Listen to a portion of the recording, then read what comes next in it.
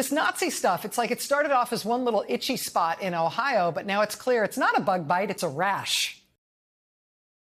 This is a story, not just any story, but one that cuts deep into the fabric of America and questions what people are willing to stand for. It centers on a small town in Ohio, often overlooked unless one is from the area.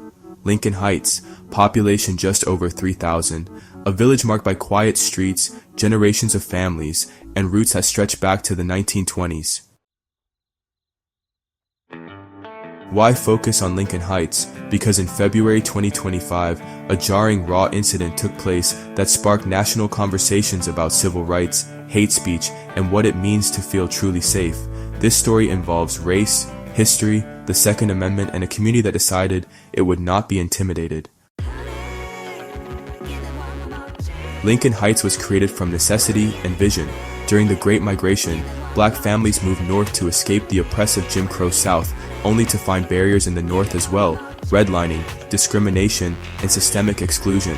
But Lincoln Heights stood apart. It was a haven, one of the first self-governing black towns north of the Mason-Dixon line. It offered a space for black families to own property, govern themselves, and live without fear. This was more than land. It was liberation. Legends like the Ely brothers and Nikki Giovanni came from this community. Lincoln Heights has always represented black pride, excellence, and resilience. Then, in 2025, a group of neo-Nazis marched into Lincoln Heights in broad daylight, carrying rifles and swastikas. This wasn't just hate. It was a statement, a calculated attempt to provoke, to instill fear. But the people of Lincoln Heights did not cower. They organized. They formed the Lincoln Heights Safety and Watch Group, a civilian defense initiative composed of business owners, fathers, mothers, sons, and daughters. These were not law enforcement officials or soldiers. They were everyday people who decided they wouldn't wait to be rescued. They would protect their own. News of the group quickly spread, prompting national media to visit the town. What reporters found wasn't just armed patrols, it was a community wrapped in fierce love and determination to preserve their history and homes. Dan Daniels, a spokesperson for the Safety and Watch Group, put it plainly: Lincoln Heights is our home. If somebody breaks into your house and the police say, well, they didn't really do anything illegal, would you just wait for them to return? His words resonated. The neo-Nazi rally had occurred near a school, just before children were let out for the day. Law enforcement maintained that no laws were broken, and an investigation was initiated. But soon after, the Ku Klux Klan distributed flyers throughout the town. The threat wasn't over. Every day since, the Safety and Watch Group has escorted children to school and patrolled the streets. Their members wear masks not to intimidate, but to protect their identities. There were reports that hate groups were researching community members, possibly targeting them for retaliation. Some residents were torn.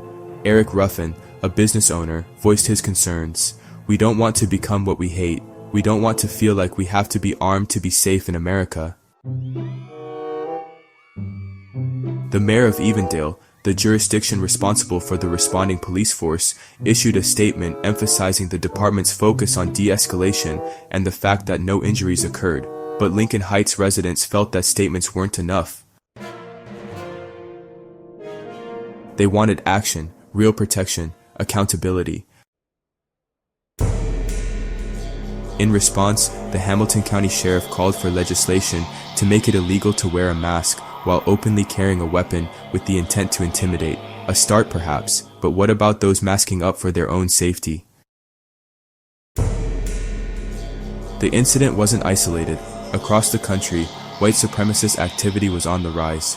KK flyers in Kentucky, Nazi salutes at school board meetings, nationalist marches in broad daylight. This wasn't a blip, it was a trend. In today's America, hate isn't whispered, it's shouted, sometimes with a gun. There are political leaders who refuse to denounce white supremacy. Media outlets that amplify resentment. Immigration and diversity are painted as threats. Expressions of black pride are labeled divisive. In Lincoln Heights, One young man said something that stuck with many. "I've never felt safer as a black man in my community than I do right now." He wasn't blind to the threats, but he drew strength from his community's unity. There is something powerful about that. Safety, after all, can be contagious. When people feel empowered to protect themselves, that feeling spreads. During interviews, officials acknowledge this dynamic. When asked if the Lincoln Heights Defense Group was a local reaction or part of a national movement, the mayor referenced January 6th, saying the insurrection emboldened people to act locally based on national examples. That's what happened in Lincoln Heights. The incident was both terrifying and inspiring. Terrifying because it revealed the boldness of modern hate. Inspiring because it showcased the enduring strength of black communities. The spirit that built Lincoln Heights during segregation is alive in today's generation, and it's refusing to be intimidated. This story isn't just about Lincoln Heights, it's about every black community in America, about the right to live without fear, to walk freely, to raise families in peace.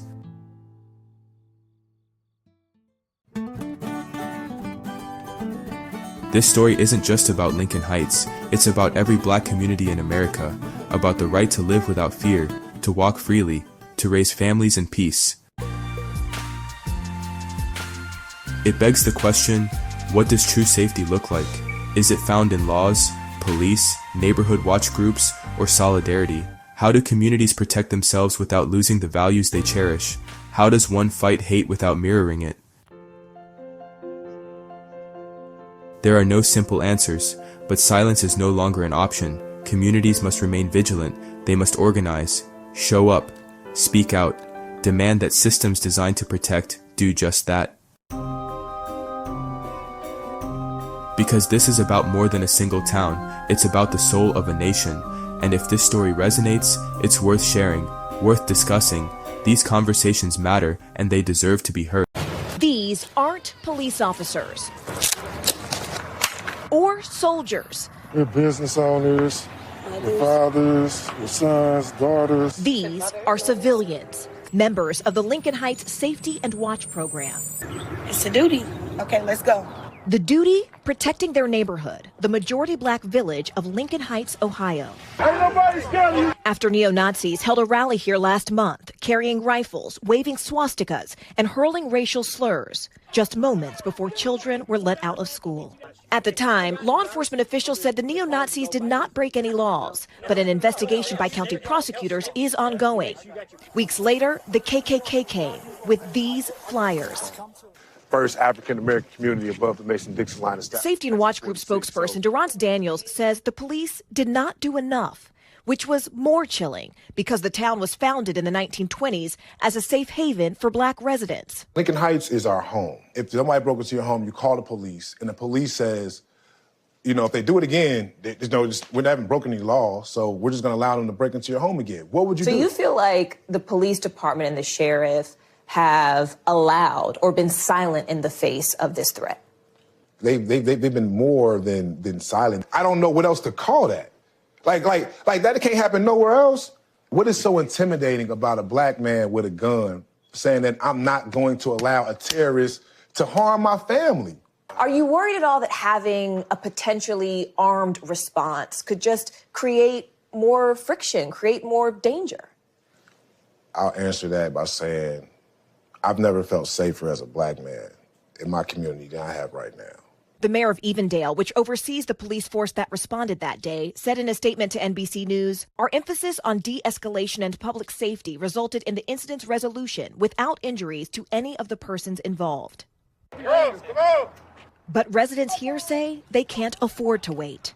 Every day, the Safety and Watch Group escorts children to school and patrols the streets. Why do you all wear masks? Those Nazis, we have reports of them finding our backgrounds, so we're not hiding ourselves from the residents, but we're protecting our family for what we're doing out here. While many locals do support the security group, some, like business owner Eric Ruffin, say they wish the group wasn't needed. We don't want to become what we hate. You know, we don't want to become a group of people that walk around feeling like we have a reason in America to have to protect ourselves. And this community Stand up. Stand up. is not backing down.